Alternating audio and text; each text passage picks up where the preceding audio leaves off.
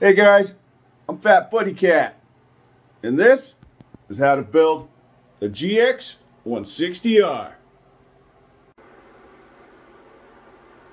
Today, we're going to vent this thing out using a touch of class and a whole lot of grass. Roots, that is. This is race-proven stuff, guys, so you better pay attention. The first thing we're going to do is temporarily install this new high-performance Gx200 billet valve cover from my friends at OMBWarehouse.com. It already has 2 threaded holes for our barbs, and it's got the depth for my champion rockers.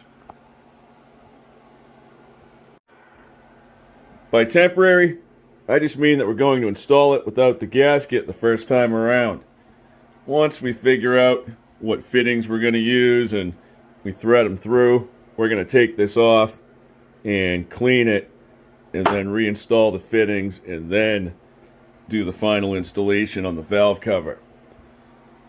I'm using slightly longer hardware only because these sausage fingers tend to get me in trouble. I can't leave things alone, and I'm a little bit heavy on the torque thunder, so it's going to be in my best interest to get as many threads as I possibly can. Beautiful. Looks like we have about 1.5 threads poking through, and that's without the gasket.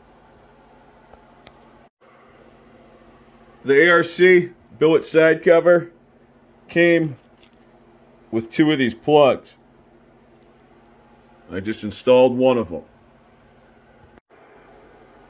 The other threaded hole just received a straight 1/4-inch barb.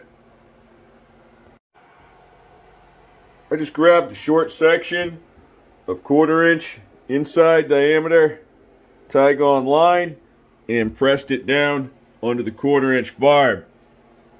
It's going to be running up towards the valve cover, so I'll grab on and twist it so that the natural arc that is in the tubing sweeps in that general direction.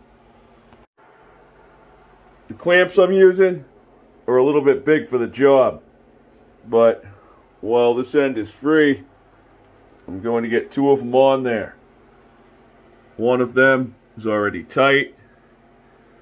I'll go back at the end and trim all these tails off. I'm going to be installing one of these angled 1/4-inch barbs up on the valve cover. I'm going to use the hole closest to the carburetor, so we'll say the intake side. The other hole over on the exhaust side is going to get a straight 3/8 barb. I'm going to remove the valve cover and tighten both of these down. I have these barbs just about all the way tight. I'm going to back them out now and go over this thing with some parts cleaner. I made sure to clean my barbs too. I don't want any of these aluminum pigtails stuck underneath. I'm now going to reinstall the valve cover, except this time around I'll add the corker. It's a lot easier to have everything in place before you lower it down on the holes. I'm juggling these bolts as I tighten them, so I'll do a little bit here, move over here, tighten this one a little bit, maybe do this one and that one, keep moving around until I get them snug. I'm just holding the wrench like this and giving them, I don't know, the old human torque stick. When I think there's enough, I'm stopping. I'm gauging it by the amount of the bolt that's coming through the end. That one's there, it's just kind of in the shadows. A little bit more, and I'll be happy with that. We had a thread and a half, remember? So I'm not completely crushing that gasket. There's still something there. I already had that clamp on. Now we just have to hold our tie-on line in place and figure out where we want to cut it. I want my block to valve cover vent to be pretty direct, so I'm not going to leave a whole lot of slack. Probably grab it right about there. Once these clamps have the cut and tuck, they don't look that bad. I just removed the plug so that I could look down inside the hole on the side cover. I'm just inspecting for pigtails and I don't see any. The threads over here are a lot deeper than the ones up on the valve cover. So where these barbs are passing through, I think that's where I'm running into that issue. I'm going to go ahead and get that torque back in and keep on trucking. Now we're going to use that 3/8 barb to install a custom PCV system with a modification directly from Zach's Pro Mod. I just cut off a small section of 3/8 inside diameter, 1/2 inch outside diameter vinyl tubing. It's the same length as the barb. I'm now going to press it down onto the barb.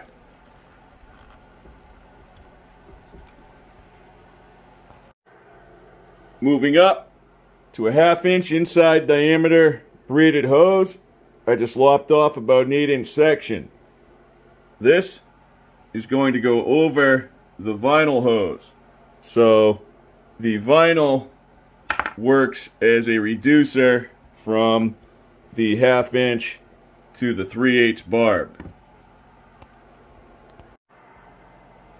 I'm lowering a clamp on and I'm gonna tighten it a little bit just so it doesn't move around, but not enough where it holds the hose from twisting, just in case we have to make an adjustment when we're done.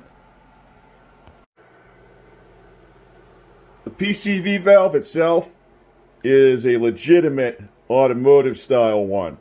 It has two ends, a big end and a little end. That big end is going to go into the 1/2 inch braided hose. So I'll get a clamp on there, stick this in, and then set it tight. With the valve on the end of the hose, the air can get out, but it can't get back in. You still want to add a filter though.